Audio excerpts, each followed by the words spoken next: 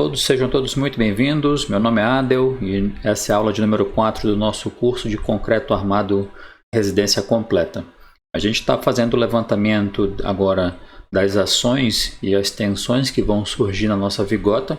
A gente vai precisar fazer o levantamento agora desses dados. Existem várias formas de você fazer essa análise. Eu vou mostrar uma delas utilizando tabelas e em uma aula futura eu posso mostrar para vocês um método puramente manual. Então, só para recordar, nós estamos fazendo o dimensionamento como se essa laje fosse biapoiada, ok?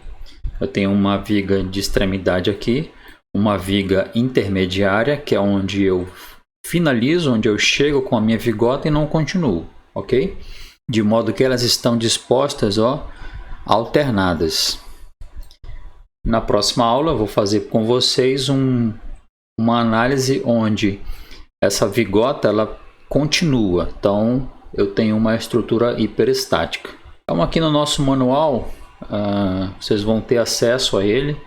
A gente precisa, só para recordar, nós estamos fazendo um vão de 3,25 e a nossa laje tem 16 de altura finalizada. Uma capa, né, que é essa dimensão aqui, de 4 centímetros, a altura do molde 12, de acordo com o nosso AutoCAD, a gente pode ver, só para relembrar, veja lá que no AutoCAD então eu tenho as seguintes dimensões: o intereixo de 49, a altura do molde de 12, a minha sapata tem 12 centímetros por 3 de altura. Só uma observação aqui, a nova norma ela exige que você agora tenha no mínimo 13 centímetros nessa dimensão aqui da sapata, ok? 13 centímetros de acordo com a nova norma.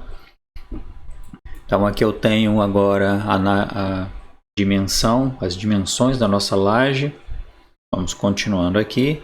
Coloquei todas essas dimensões e nomeei da seguinte forma: HF, a altura da capa, BF, o intereixo, H do molde, a altura do nosso molde de EPS, BW, a largura da nervura. Só fazendo uma correção aqui, na aula passada nós estávamos utilizando um BW de 8 centímetros, na verdade são 9. Largura do molde é exatamente a largura do meu intereixo, né? A largura da flange menos o BW, que é a largura da nervura, que vai dar aí 40 centímetros, 0,4 metros.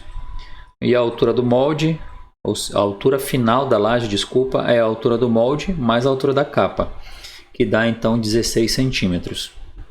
A gente faz o cálculo para encontrar a área de concreto, a área do molde. Aqui estão os dados. O peso específico do concreto são 25 kN por metro cúbico, ou seja, 2.500 kg por metro cúbico. O meu EPS é bem leve, veja que ele tem um peso específico bem baixo, ou seja, 1 metro cúbico de EPS pesa apenas 27,5 kg, tá? Ou seja, 0,275 kN por metro quadrado. Um FCK de 25 MPa. Eu preciso encontrar os módulos de deformação ou módulo de elasticidade do material, do aço, do concreto. Aqui está o do aço, 210.000 MPa. Uma tensão máxima de cálculo, ou seja, daqueles 25 MPa, aquela tensão no concreto que eu posso aplicar, na verdade eu vou fazer uma ponderação reduzindo-a a apenas 17.857 MPa. Tá aqui as especificações da NBR 6118, por que eu preciso fazer, de onde vem esse valor de 1.4. A minha resistência do aço, 50 kN por centímetro quadrado, que eu também vou reduzir, tá? Então eu uso um gama S aqui do aço, de 1.15. Então eu vou tratar do nosso 4348, né? O famoso 4348, que é a resistência máxima do teu aço para fins de cálculo. Estamos utilizando uma laje TR 12646, ou seja, o meu fio inferior é um fio de 6 e o meu fio superior também é um fio de 6. Como eu tenho a área de aço, são 2 fios, então a área de aço, né, da sapata é essa área de aço aqui e a área do fio superior é essa. Deixo aqui para vocês a tabelinha. Então aqui, ó, fio superior, fios inferiores e fios adicionais que podem entrar no teu dimensionamento, na tua sapata. A gente vai verificar se há necessidade ou não. Uma classe de agressividade 1 vai me exigir para os fins de recobrimento da sapata 15 milímetros, né? Ou seja, 1,5 centímetros. Tá? Tirei dessa tabelinha aqui. Altura útil eu preciso saber, ou seja, qual é a altura de cálculo da minha seção. Bom, a altura útil seria isso aqui, ó. A gente tem uma laje com 16 centímetros, tá? Então eu quero saber a altura que vem da face superior comprimida até o centroide da armadura. Bom, então vai ser 16 centímetros menos o cobrimento que vem da face da armadura até a face tracionada da nossa vigota. E como está o centroide, ele passa bem no centro da armadura, então eu vou ter que subtrair também metade do diâmetro da barra. Então no final a nossa altura útil vai ser 16 centímetros. Deixa eu colocar aqui, 16 menos 1,5 menos a minha barra dividido por 2, tá? Então no final nós temos exatamente isso, 16 menos 1,5 menos 0,6 dividido por 2, 14,2, que é o que está aqui na nossa altura útil da seção, tá? Aqui em centímetros, como eu calculei em metros, 0,142 metro. Então vamos continuando aí. A gente já estimou na aula passada a carga adicional, né? Uma carga permanente adicional, vinda do contrapiso, revestimento, forro, uma sobrecarga de 3 kN por metro quadrado, como é um terraço. Eu tenho só que fazer a consideração, em vez de ser uma carga distribuída por metro quadrado, vai ser uma carga distribuída pelo intereixo, que é o quanto cada vigota vai resistir de carga. Então eu multiplico isso exatamente pelo intereixo, tá? Que é o nosso BF de 49 centímetros. Então essa seria a carga já distribuída ao longo da vigota. A carga acidental, também faço essa consideração, de modo que a gente vai ter, ao final, um peso próprio da nossa laje de 1,58 kN por metro quadrado, e a carga já distribuída ao longo da vigota é a carga adicional, a carga acidental, a carga do concreto armado e a carga do molde. Então eu tenho 2,8 kN por metro de nervura, tá? Faço apenas uma consideração aqui para saber se eu estou usando o intereixo corretamente. Vejo que sim, tá? Você pode acompanhar no roteiro. Então vamos lá. Primeira coisa, momento característico é o momento sem fazer ponderações nenhuma, o momento puro. Então é a carga total multiplicado pelo von de 3,25, dividido por 8, eu tenho um momento fletor característico de 3,7 kN vezes metro. Como eu falei, nessa aula a gente está fazendo um levantamento via tabelas, então eu vou usar a tabela do KMD. Para entrar no KMD eu preciso fazer a majoração dessa carga, desse momento fletor. Então aqui está o valor de ponderação que eu vou usar, 1,4. Então, em vez de eu ter um momento fletor de 3,7, eu vou ter um momento fletor de 5,17 kN vezes metro. A minha tensão de cálculo do concreto já reduzida, né, é apenas 17,857. Com esses valores, momento fletor de cálculo, a minha mesa colaborante, ou seja, o intereixo, a minha altura útil da seção ao quadrado, já tenho também, e o meu FCD, que é a minha tensão de cálculo do concreto, eu chego a um valor de KMD, é um adimensional, de 0,029, ou seja, arredondando eu vou para 0,30, de modo que eu vou ter um KX e um KZ. O KX me dá a altura da linha neutra e o KZ vai me ajudar a encontrar a área de aço necessária para essa vigota aqui. Então aqui estão os valores que eu retirei da tabela. Com isso, então, a linha neutra é o meu KX vezes a minha altura útil. Então está aqui, ó, em centímetros, 0,6 centímetros. A linha neutra está bem na parte superior ali da nossa mesa, ok? Estando dentro da mesa, eu posso continuar essa verificação como se fosse uma viga, né, com 49 centímetros de largura. E a área de aço necessária é 0,8 centímetros quadrados por nervura. Você vai verificar o seguinte, que a área de aço existente, apenas 2 barras de 6 milímetros, ela me dá essa área aqui. Opa, mas eu necessitaria, na verdade, de 0,8. Ou seja, eu vou precisar de uma barra adicional, que é exatamente isso aqui, ó, a área de aço calculada menos a área de aço existente, que vem de fábrica. Então eu vou precisar de pelo menos 0,3 centímetros quadrados a mais. Eu entro na tabela e aí você vai verificar que o valor mais próximo seria uma barra de 6 milímetros, né? Que me dá essa área de aço aqui. Preciso agora fazer a verificação dessa seção para eu entender onde está a linha neutra dessa seção, ok? Aqui estão os dados, os cálculos. Eu vou passar essa parte aqui para a gente não ficar com uma aula muito extensa, mas todos os cálculos eu explico para vocês o que são os valores, como entrar com eles nas fórmulas. A profundidade da linha neutra eu vou encontrar através do teorema dos eixos paralelos, de modo que ao final eu tenho uma inércia, ou seja, um momento de inércia da seção, momento de segunda ordem, de 60,138, 10 a menos 6 metros a quarta, né? Entrei com esses dados no MD Solids e eu verifiquei que está corretamente, inclusive a posição da linha neutra, tá? A área que nós calculamos, a linha neutra, estão todos os dados no MD Solids, apenas confirmando, na verdade. Então vamos lá, agora eu preciso fazer a análise do momento de fissuração. O que é isso? É o momento que, atuando na tua estrutura, ele já causa as primeiras fissuras. Que momento fletor é esse? Ou seja, que esforço é esse? Lembrando que o concreto é um material que não é muito bom a esforços de tração. Então eu tenho o FCTM, né, resistência média do concreto à tração. Veja lá a fórmula, olha só como é bem baixo, né? E eu ainda vou reduzir mais ainda. Tenho a inércia que eu já calculei, tenho a profundidade da linha neutra que eu já calculei. Então, vamos lá. Esse MR é o momento de fissuração, ou seja, no momento em que começam a surgir as primeiras fissuras na tua vigota. O alfa em função do tipo de seção da nervura que a gente está calculando. Olha lá o momento de fissuração.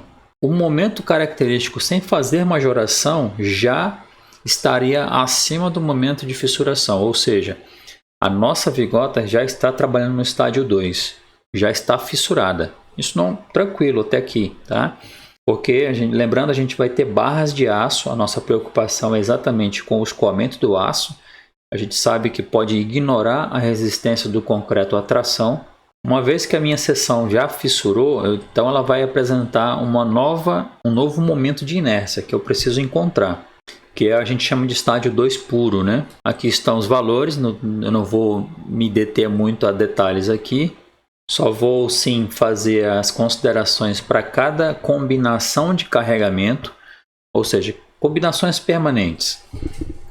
Eu tenho um peso adicional permanente, eu verifico qual é o momento fletor se eu tivesse apenas esse tipo de carregamento. Uma segunda situação são as combinações quase permanentes, onde eu minoro a minha carga acidental. Então veja lá, ó, peso próprio adicional, peso próprio da laje e minoro as cargas acidentais utilizando apenas 40%. Então eu tenho um momento fletor devido às combinações quase permanentes. E as combinações raras, que é como se eu tivesse ali exatamente aquela carga de 3 kN por metro quadrado, ou seja, quase 4 pessoas por metro quadrado sobre a nossa laje lá em cima. Então veja que o meu momento de fissuração é bem menor, então nós estamos trabalhando no estágio 2. Como eu encontro o momento de fissuração, ou seja, o momento de inércia, desculpa, para as 3 combinações, agora eu quero encontrar a flecha, né? Tem a flecha imediata, tem a flecha ao longo do tempo. Uma consideração interessante aqui é que se você pegar 2 estruturas construídas ao mesmo tempo, uma em concreto, uma em aço, e você analisar a flecha, você vai verificar que as estruturas de concreto elas continuam deformando ao longo do tempo. Então, se eu medir a flecha daqui 5 anos em uma estrutura de concreto e numa estrutura de aço, a gente vai ver que a estrutura de aço ela estabilizou e a estrutura de concreto não, ela continua apresentando uma flecha diferente da flecha inicial. A gente vai retirar o cimbramento na primeira semana, ou seja, aos 7 dias, então eu vou achar um fator aqui, um coeficiente em função do tempo. Então eu tenho as flechas, né? Aí eu posso utilizar aquela equação da resistência dos materiais, ok? Só fazendo a consideração para o meu momento de inércia do estádio puro. Então eu vou apresentar flechas para uma combinação rara, combinação permanente, combinação quase permanente.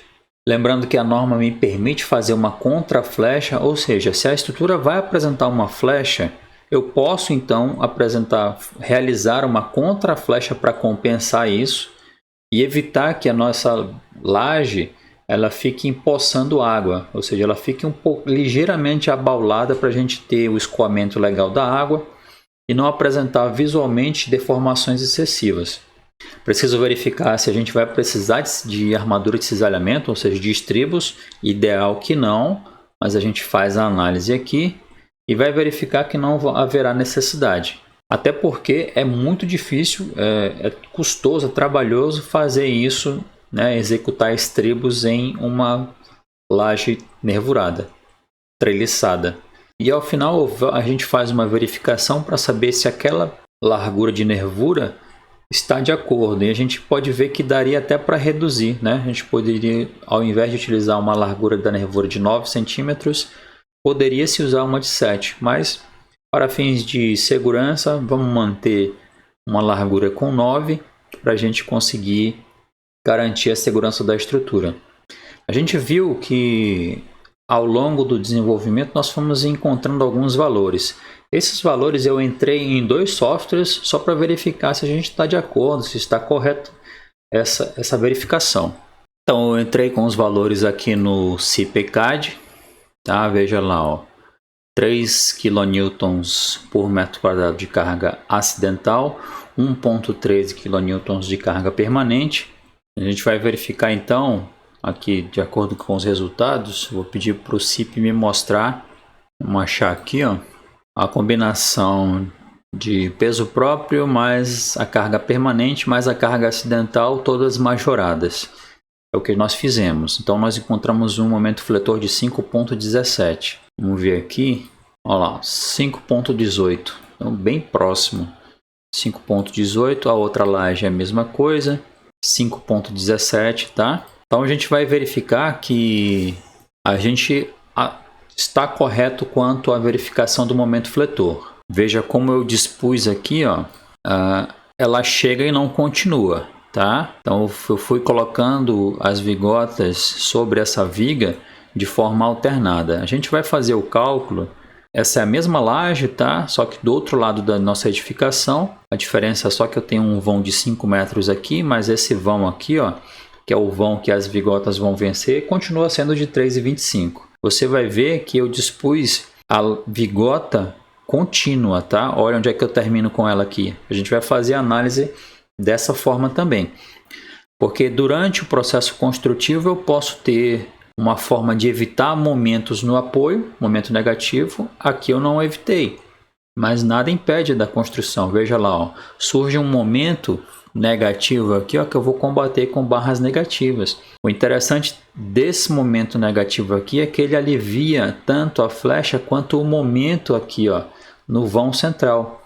Da mesma forma, vou mostrar para vocês aqui com o uso do software da própria ArcelorMittal. Ok, aqui, ó. Então vamos lá, tá? Não estava aparecendo para vocês. Então os dados que eu entrei, a altura da nossa vigota, só para mostrar para vocês aqui, tá? Ó, a altura da nossa vigota, a altura do nosso enchimento, a distância entre as faces da sapata. Eu estou considerando uma dimensão de 1 metro de análise. Veja lá, ó, TR 12646. Então eu vou ter uma capa de 4, uma altura final de 16, um BW de 9, um interesse de 49. Todos os dados que a gente calculou eu lancei aqui nesse software. Peso do revestimento, peso do contrapiso, peso do gesso, o forro de gesso. Então ele me dá aqui um peso de laje de 162 kgfm metro quadrado. Nós calculamos 157, bem próximo. Detalhamento final da laje aqui. Todos os dados corretamente. Vamos ver as flechas. Veja que ele sugere uma barra adicional de 5. A gente calculou uma barra adicional de 6. Tranquilo.